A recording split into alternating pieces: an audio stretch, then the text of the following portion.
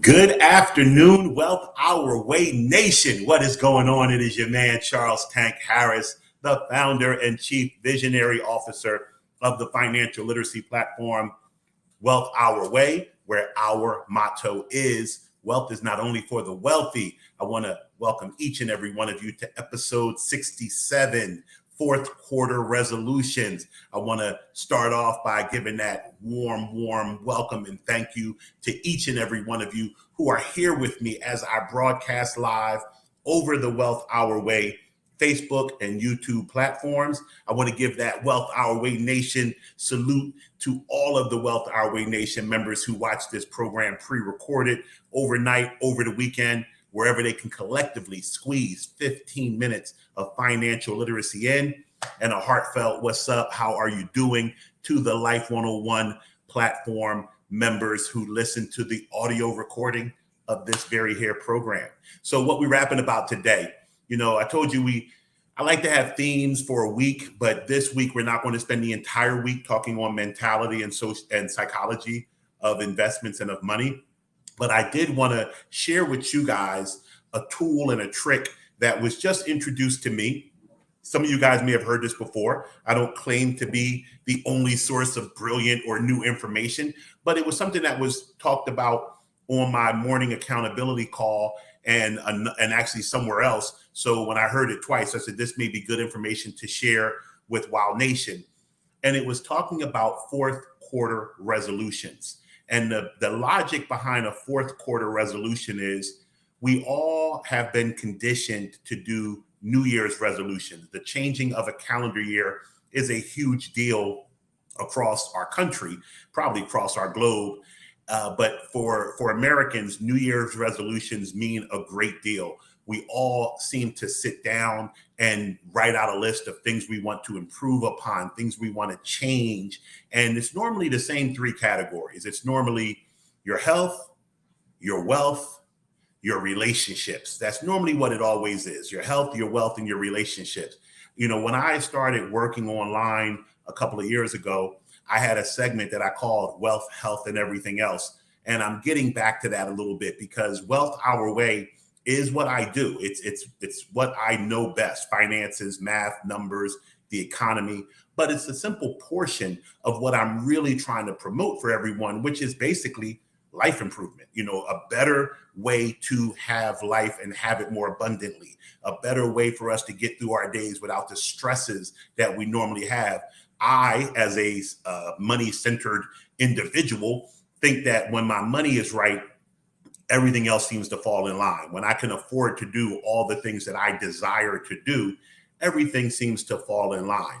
But the reality is that for everybody, it's not that. I've shared with you the old parable that a wealthy person is he or she who is happy with their lot.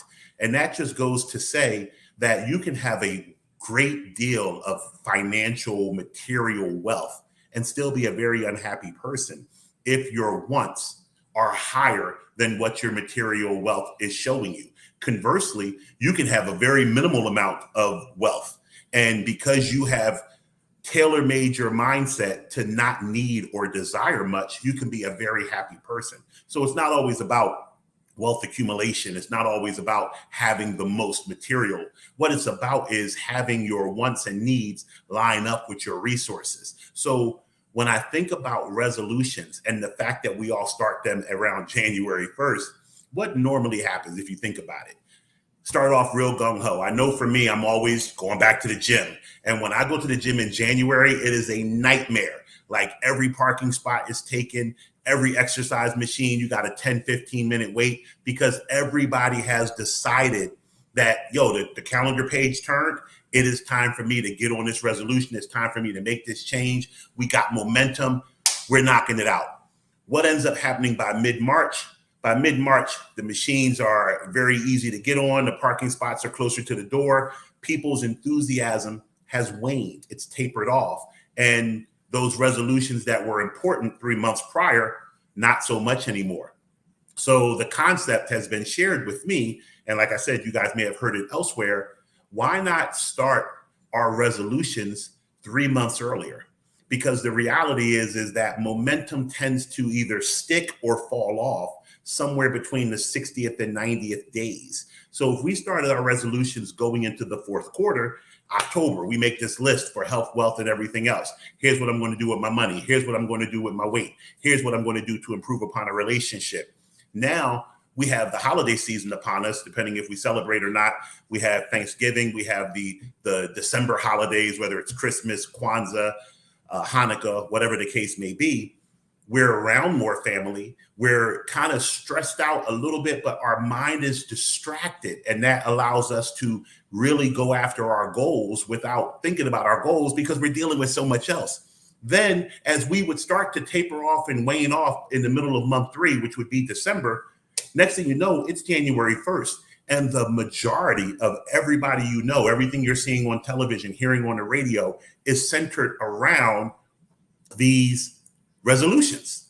And you're sitting there about to give up on your resolutions because psychologically, your 3-month window is taking over for you and you're starting to think, I can't get this done, or this wasn't that important.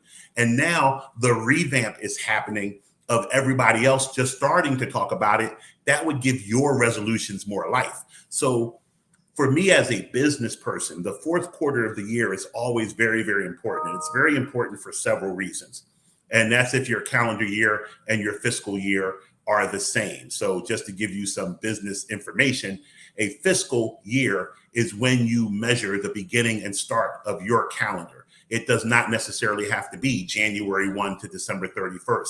January 1 to December 31st is a calendar year. So if your fiscal year matches your calendar year, which it does at Wealth Our Way, the fourth quarter is very important. It's very important because I am looking back on the year and seeing if the goals that I set for myself are hit. I'm on my on pace, am I behind pace?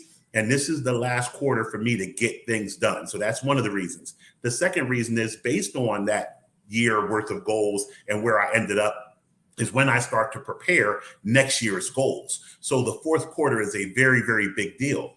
If I could speed up the process of getting ready for the first quarter of next year by setting these goals 3 months earlier and working harder on those goals 3 months earlier, any momentum that I would normally lose toward the end of that fourth quarter would automatically be reinvigorated, so to speak, when January rolls around. So as I'm thinking about that for me in my personal business and my personal finances, I decided that I wanted to share that with you guys.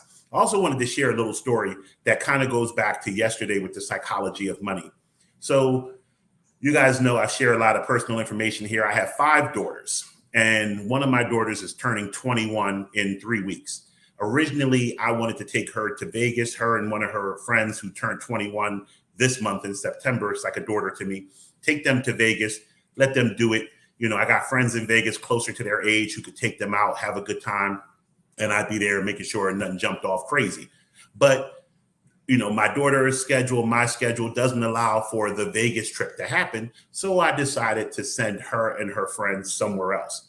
And it was crazy. This literally happened when I was in the shower, this thought. So I want to share it with you guys while I got clothes on. I was sitting there talking to her about the trip, and the financial advisor in me was budgeting the trip and telling her what airline we were going to fly and whether she was getting bags or sharing a bag with her friend, what hotel, blah, blah, blah. And it took me back a very long time to when I was dating a young lady who we celebrated her birthday. Now, this is decades ago. But on her birthday, I spent a ridiculous amount of money celebrating her birthday. And I will not go into detail as to the amount of money I spent. So yesterday, I'm going through the text with my daughter, and she says to me, well, Dad, what's the budget for the room? Now, I love that she said that. That's because she's the daughter of a financial planner, and we're looking at these things.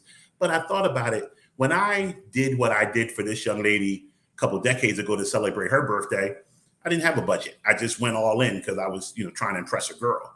And here I have my baby girl, not my baby girl because I have 2 after her, but I have her celebrating a monumental birthday, and I was so focused on the penny pinching of it because I'm a financially prudent guy. And what I realized when I thought about it is I'm not of the mindset anymore. I'm much more fiscally responsible today than I was decades ago. So I'm not going to treat this 21st birthday like, it's no budgeted event. But conversely, when we talk about health, wealth, and everything else, I can invest in my relationship with my daughter by not making her feel that her 21st birthday celebration is something that A, wasn't important enough for me to make changes and go on a trip, and then B, is going to have to be where everything is on Groupon. So she doesn't know this yet. I'm sharing it with you guys before her. I have found a way to compromise with myself to keep it fiscally responsible so that I'm not squandering her future inheritance by spending a bunch of money on a 21st birthday. But I found a way to justify it to myself to not be so budget conscious and make this everything no frills on this trip. Why is that important? Why am I sharing this with you now?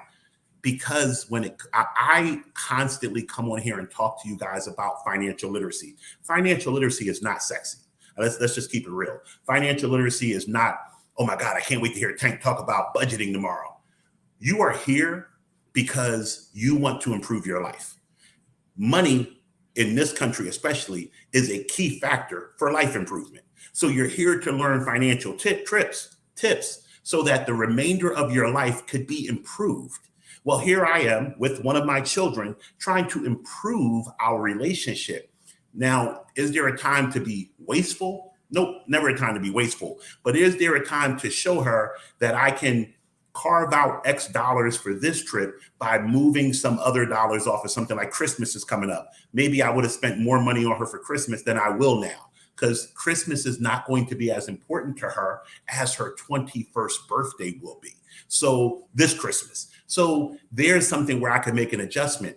When these things come to mind, I try to share them with you guys because I want you guys to think about your financial life and then think about your broader life and the happiness of your life.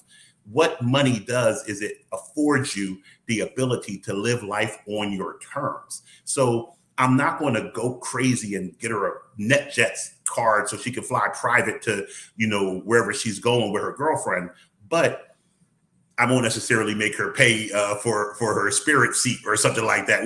We'll figure things out and come to a better medium, because I don't want to. At the end of the day, this is about what I know. She doesn't even know about the other girl. She wasn't born yet for this young lady I was referencing earlier. But I know how much I valued that trip versus what I was showing myself to be valuing the trip with my daughter.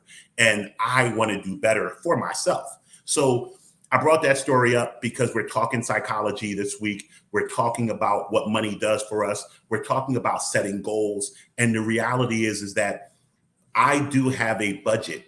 And on my budget, there is a line item for the amount of money I will spend on my kids in the course of a year. I never, ever stay in that line item. Let's just keep it 100% real. I told you guys, when you're budgeting, a budget is what you want to do. A budget is what you plan to do. When you track and you look at your variance, whether you're under or over, that's what makes a budget come together. It lets you realize, I thought I was going to spend 10% of my total income on my kids. I'm at 13%. I have to make some adjustments. The fourth quarter is a great time to do that and set your goals for next year. So I just wanted to give you that story. It came to my mind as we were talking, because I want these meetings that we have weekdays at 12:30 Eastern to be about tips and tools that will help you improve your life. I used to speak at a lot of public schools in Philly, 30, 40 kids in the classroom. When I first started speaking, my goal was to have every kid sitting on the edge of their seat, hanging on every word, taking notes. I realized very quickly that wasn't the case. Most of them were asleep, not paying attention, doing other stuff. But there was one or two kids that were locked in on everything I said. And I had to change my expectation and realize that my goal is to affect one person, two people, help them with some very serious life-changing information that they wouldn't have got if I didn't show up. So that's the way I bring that same energy here. It would be great to have 10,000 viewers looking and listening and commenting, but the same 5, 10, 15 of you guys and girls that come every day and get information, that is why I do this. I hope that I'm adding valuable information to improve your life. So with that being said, I look forward to seeing you tomorrow. Go out, have the greatest Tuesday possible. I look forward and love every moment that I have today. So I want you to do the same. And remember, here at Wealth Our Way, our motto is wealth is not only for the wealthy. Have a great day, and I will see you tomorrow.